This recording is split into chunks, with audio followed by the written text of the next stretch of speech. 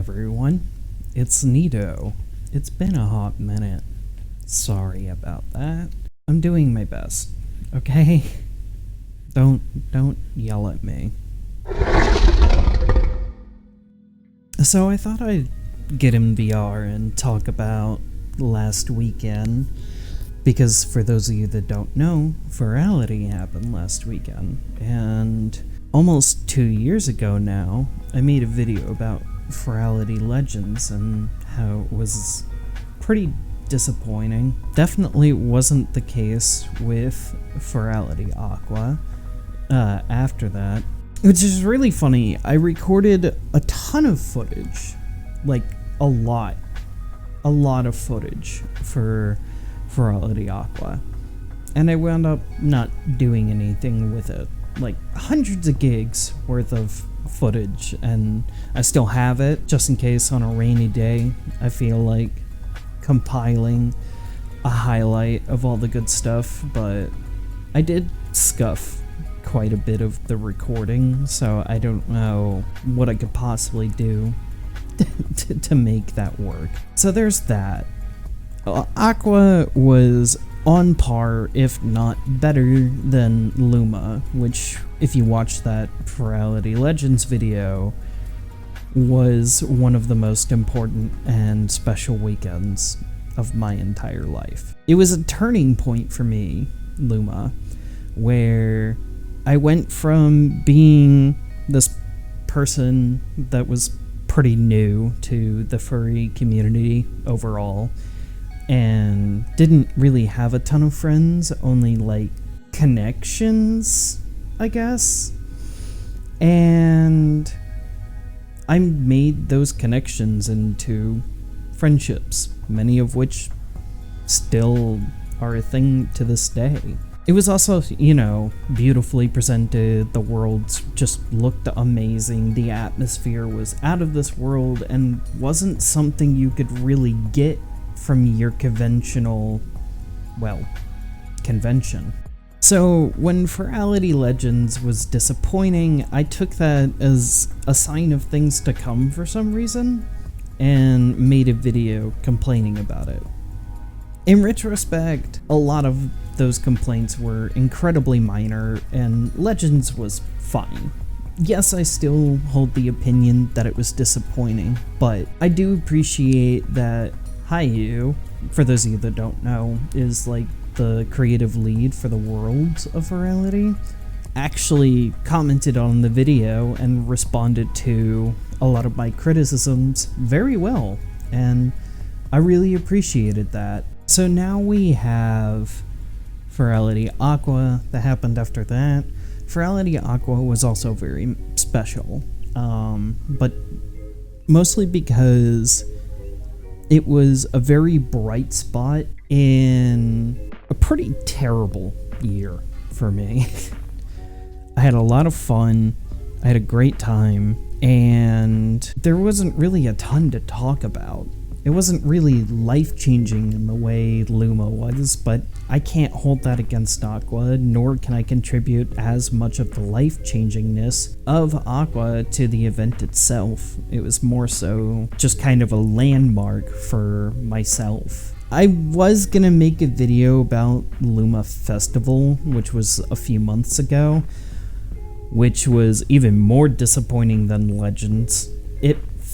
I guess I'll talk about that really quick. Luma Festival was a mess. First and foremost, no DJ sets, like 1 or 2 worlds, if I recall correctly. Like, it was, for the most part, the main lobby reused ad nauseum for like the meetups and the concerts and all that stuff. Yeah, there was a vendor hall, which is always cool, and the vendor hall was pretty nice, but it wasn't what I was expecting. But that's not the fault of the event itself. But on top of that, the worlds were clearly rushed from an optimization standpoint, and they definitely threw this together to tide people over until Sylva. I took off work for that weekend, and heavily regretted doing so. Mostly because because of the optimization, I had a lot of crashes and all this other stuff, more so than Luma or Aqua or Legends, which is crazy. Luma Festival is definitely the weakest Furality event I've attended, but to their credit, it wasn't supposed to be a big main event. It just was supposed to be something that tides people over until Sylva. So now we have Furality Sylva. Furality Sylva was not as special as Aqua or Luma, but it was pretty good. I do have some nitpicks here and there. Optimization in the dealer's den was non-existent, and the theming, while definitely not as generic as superheroes a la Legends, it definitely didn't have the same specialness, like whoa kind of thing of Aqua and Luma. But it was still pretty good. The world for the club in particular was phenomenal. It was amazing. They always knocked that out of the park. Even in Legends, I had that tiny complaint about the rest point not being very easy to find. I claimed there wasn't one at all, and then the comments told me actually there was one. You could go here then here, but I felt that even after that it was still way too hidden. You could literally see the rest spots as you were walking up to the main club area. There was a little cave that you could go to the right before the club, and then there was areas up above where you could go hang out. And if you didn't want to be in the dancy part, you could just go up there, which was great. This was my first Furality with full body tracking. I got full body tracking back in March, and I've barely used it, which is, how it goes. You have a lot of free time, but no money to do the things you want to do, so you get a job to get the things that allow you to do the things you want to do, but then you don't have the free time to do the things you want to do anymore. Such is life. There was also another big thing that happened between Furality Aqua and Furality Sylva. For those of you that aren't aware, I've been posting content pretty regularly on TikTok. I much prefer to make content for that over YouTube because it's easier, less time consuming, and the algorithm is just objectively better and more forgiving than what you're given on YouTube. I've had 2 videos go decently viral on TikTok, outside of even the furry community, which is pretty cool. But I definitely had a different status of sorts going into Furality Sylva, and I kind of wanted to talk about that because it was weird. When it came to Furality, Luma, Legends, Aqua, I definitely had to beg, not really beg, but ask people if it was okay to hang out a lot. And a lot of the times the answer was yes, but I couldn't get in on instances with my friends or anything like that because they were all full. So I kind of had to just hang out with whoever decided to populate the less full instances in previous Furalities. That was not the case for this Furality. And it was kind of not something I picked up on until after the event was over. I had people wanting to hang out with me specifically, and that's weird to me. I also got stopped more times than I could count for pictures, and that's weird to me. This is not a thing I've ever had to deal with before. I've had popular YouTube channels in the past with niche fandoms, but I wasn't really known for me. I was known for the content I made. But now, with this past Furality, people wanted to hang out with me specifically, and wanted to spend time with me specifically. Now don't get me wrong, I've had plenty of friends who want to hang out with me, not even just in Furality, but just in general in the past. But it was almost always accompanied by, oh, well, this person and this person is there, and Nido is there too. Cool, I get to see them as well. I'd be hanging out in instances of, because, like, the instance system with Furality is always going to be a problem, but it's not necessarily a problem with Furality itself, it's a problem with VRChat. I digress. I didn't even bother trying to hang out in the super crowded instances because 1, I get overstimulated very easily, and 2, I didn't care.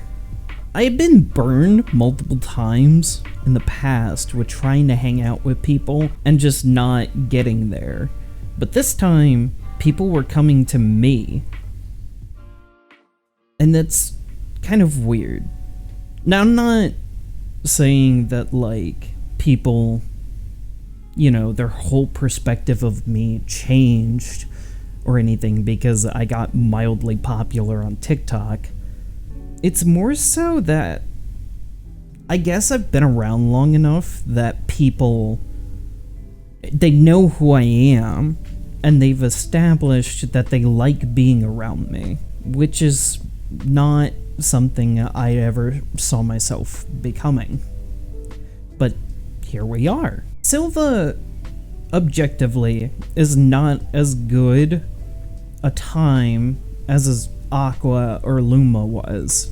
And again, that's okay. Trying to catch lightning in a bottle that many times is gonna be impossible. But I did enjoy my time at Sylva. But it also caused me to reflect a lot on what people like about me, and I'm kind of struggling to find that. And now I'm second guessing myself on, like, why people were hanging out with me. Were they hanging out with me just because I was popular on TikTok? Or are they hanging out with me because they genuinely like me? I'd like to believe it's the latter. That it's just a coincidence. I've been going to these events for 2 years now, and I've made a lot of friends over the past 2 years that it definitely would be more likely that it was the latter. At least that's what I want to believe. I did make some new friends, a lot of new friends actually, a lot of fellow TikTok content creators specifically, even though I didn't go to the TikTok creator meetup because I was asleep. It was at 8 in the morning because fuck me specifically. I still hung out with quite a bit of that crowd. If you're familiar with Lachlan or Draft Stallion, those kind of people. This was a very fun experience. I had a blast. Now, for those of you that watch the stream, you'll know that Saturday night went sour. For no reason. I'm the kind of person that when I drink pretty heavily, that I have a roulette of sorts of things that could possibly happen. I could be the happy-go-lucky drunk. I could be the super duper very horny drunk. I could be the angry drunk, although never violent, just grumpy. Or I could be the sad drunk. I rolled the sad drunk on Saturday night to the point where I blacked out. That was interesting. I haven't blacked out from drinking in a very long time. All I remember is getting a little sad, things kind of going downhill a little bit, me feeling some sort of inferiority complex because I felt like I wasn't good enough for the people that were hanging out around me, and then poof, I wake up on my futon in my studio, and the first thing I do is go and check stream to see if it's still running because I don't remember ending it, and then wondering why there's a wet towel on the floor and stuff. I would talk more in depth about what the fuck happened that night, but truth be told, I don't know. I don't know what happened. I don't really particularly know what triggered me being sad, if anything, and I don't necessarily want to talk about it because there wasn't anything substantial to get from talking about it. But overall, Furality was a very good time. And as always, I'll be looking forward to the next event. This is also just kind of an excuse for me to show off, you know, full body tracking, and to just kind of try out a new format for YouTube. I'm sorry that it's been so barren. Every time I try to sit down, talk about something, it devolves into a discussion about how much I hate YouTube and how much I hate that it still holds so much relevancy in content creation when it doesn't fucking deserve it.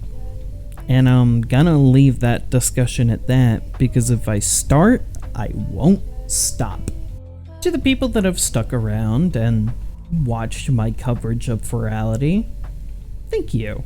I don't know how well this style of content is gonna pan out, because, you know, my channel's been mostly dormant for the past year and some change now. But I'm hoping that this is something that I can do regularly and get some content out of it and be able to have a format that I can fall back on when things like stream highlights and tier lists just aren't really working for me. But yeah, that about does it for my coverage of Sylva. Overall, if I were to rank like all the Furalities that I've been to, because I didn't go to the first two, I didn't go to Furality 2000 or the original Furality. Luma's at the top, Aqua is just barely underneath it, although I think they were both pretty equal in quality. I'd put Sylva right under that, and then I'd put Legends under Sylva, and then way down here is Luma Festival, because that event was a mess. Sorry, Furality team, it was. But yeah, hopefully you guys enjoyed the video. Hopefully this format is something you like, you'll gravitate towards, and I'll use it to talk about current goings-on in either the fandom or other communities that I might take interest in. So that about does it. If you enjoyed the video, please like, comment, subscribe, etc. Ring the bell so you get notified whenever I upload new content. Not that it works for people with an inconsistent upload schedule like myself, but you know, whatever. And of course, make sure to follow me on Twitch, TikTok, etc. But yeah, that'll do it for this video. Thank you so much. Bye bye now.